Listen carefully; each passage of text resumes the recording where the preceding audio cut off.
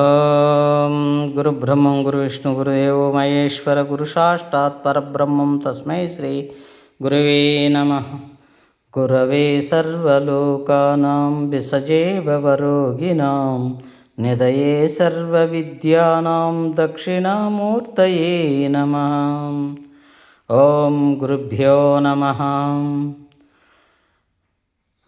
ఈరోజు మనం చెప్పబోయేది ఏంటంటే, తులారాశి గురించి చెప్పుకున్నాం, మకర రాశి గురించి చెప్పుకున్నాం. తర్వాత రేపు రాబోయే రోజుల్లో మిథున రాశికి రేపు పుష్కరాల కాడి నుంచి మిథున రాశికి పట్టిందల్లా బంగారం అవుతుంది. ఇదే విధంగా అసలుకి మిథున రాశికి ఎటువంటి అంటే, ఈ జాతకులకి ఈ మధ్యకాలంలో వివాహం కాకుండా ఇబ్బంది పడుతున్నా సరే వాళ్ళకి వివాహం అయిపోతుంది.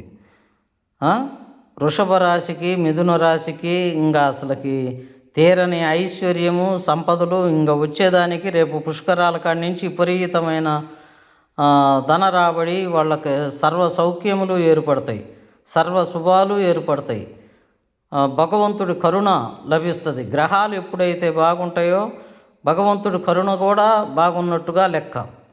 ఆ తర్వాత రేపు ఇంకొక విషయం గురించి చెప్పుకుందాం. శుభం.